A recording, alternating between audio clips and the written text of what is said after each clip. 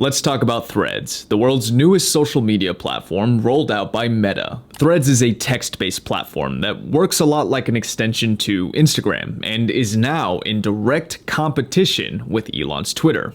Given how things are going over there, it was only a matter of time before a big player like Meta tried capitalizing on the situation. Threads had an insane launch with 10 million users signing up in just a few hours, and by day 2, over 30 million. Fast forward to last week, and Threads made history by reaching 100 million users in just 5 days.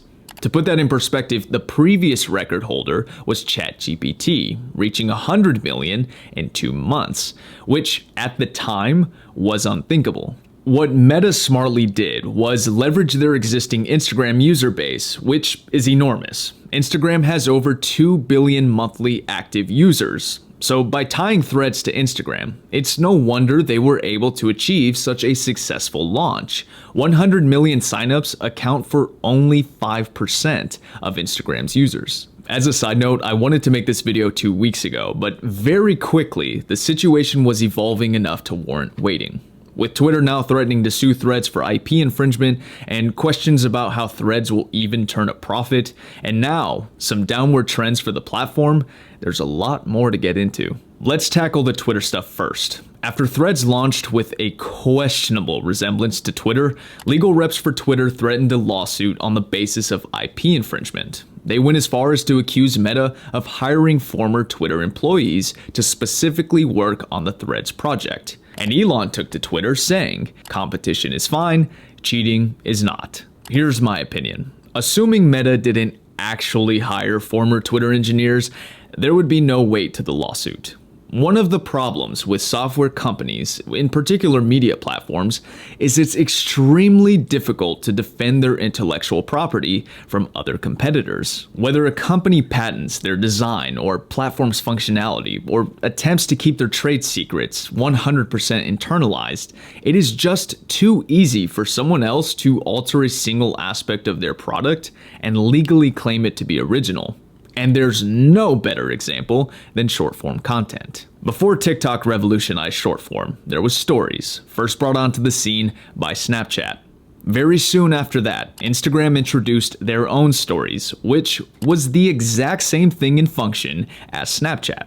But of course, there was just enough difference between the two to justify that they are two legally differentiated products. And the same can be said about TikTok. Before them was my personal favorite platform of all time, Vine. It was Vine that popularized short videos that could be consumed at a ridiculous pace with the simple act of swiping. It was Vine that first appealed to our shorter attention spans and proved that there was a market for that type of content. To their credit, TikTok took what made Vine successful and just did it better. The platform has 1.4 billion active users and has been generating massive revenue while siphoning market share from big content players like YouTube. Like Instagram copying Snapchat, TikTok has been copied too. Instagram launched Reels and YouTube has its Shorts. But again, there were little to no barriers to prevent them from entering the short-form space.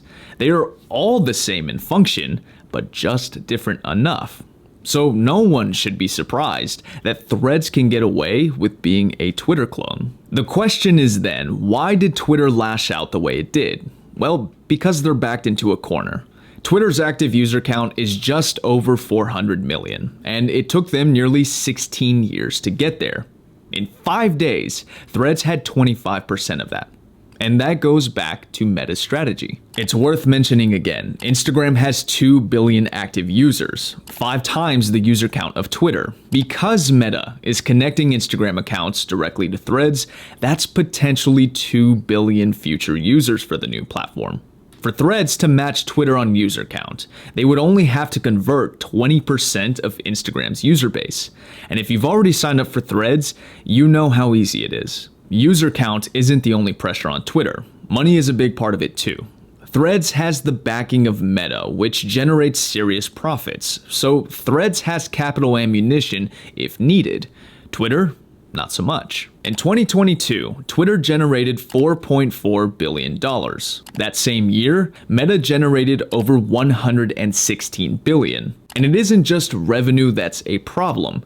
Twitter has always struggled to post a profit because they've always struggled to effectively monetize the platform. In the last 5 years leading up to Elon Musk acquiring the company, Twitter was profitable in only 2. The bottom line is there are more attractive destinations for advertisers on other competitors' platforms. Twitter is competing with the larger appeal of YouTube, Instagram, Facebook, and Google.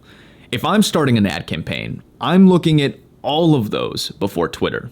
Larger audiences, greater chances of acquiring customers, more bang for my buck. So with all of that said, you can see why Twitter is claiming foul play. But I want to segue into the underlying business of Threads. Sure, Meta has a ton of capital, but if Threads can't contribute to the bottom line, it'll be gone before we know it. In a recent interview, the head of Instagram stated Threads is not currently as concerned with monetization as they are with establishing Threads as a legitimate player. But still, chances are the business model will be ad-based. For those less familiar, these business models rely on selling ad spaces to advertisers. On social media platforms, ad spaces take the form of banners, posts, and in-video content. Much like television, the number of potential viewers dictates how much you can charge for that ad space. Advertising during the Super Bowl is not the same as advertising during Wheel of Fortune. Ads on Threads will probably look a lot like ads on Twitter. There's only so many ways you can showcase ads to your audiences, but Twitter has struggled with making money like this. So what will make Threads' model more successful than Twitter's is simply the user base. A more active, more ad-friendly user will attract advertisers and the revenue that comes with them. The market for ad revenue is gigantic. In 2022, $66 billion was spent advertising on social media platforms alone. This is why so many other social media platforms can afford to offer their users free services. Yes, you can charge a subscription to remove the reliance on ad revenue, but it's hard to compete with free. Meta could also integrate paid services like Twitter has done for their verification, but I don't see them doing that.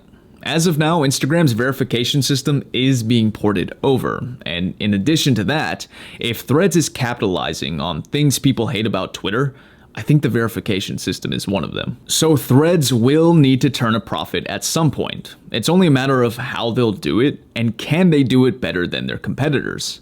If they can't, Threads will join some other Meta failures from our past. I'm curious, does anyone remember Poke or Paper? As I've said, a big driver of how profitable these platforms can be is the size and engagement of their user base. And that's been one of the most dynamic changes to Threads' situation over the last couple of weeks. Long story short, their user engagement took a nosedive. Threads is cooling down, with some reports suggesting daily active users declined 20% along with user engagement time, which declined 50%. And the situation looks much worse when comparing these numbers to Threads' initial launch week. They've since experienced over a 70% dip in daily active users. The number of signups isn't enough to turn Threads profitable. It's the number of users that engage with the platform, and ideally, pretty frequently.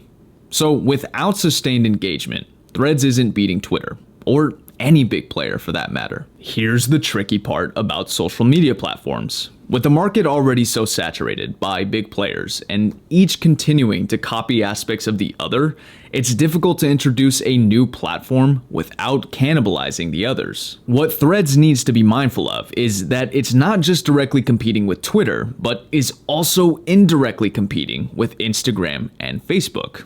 An hour spent on Threads is an hour not spent on Instagram. So the question is, can Threads differentiate itself enough with features to drive engagement without cannibalizing Meta's flagship platforms? With all of that said, Threads has an interesting journey ahead of it.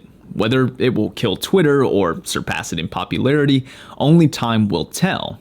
But for you and I, this is a great opportunity to learn lessons in market competition and the importance of the modern user's time. So we'll certainly follow along the way. That's all I have for this video. If you enjoyed the video, I welcome you to subscribe to the channel if you aren't already. As always, thanks for watching. Until next time, take care of yourself and best of luck.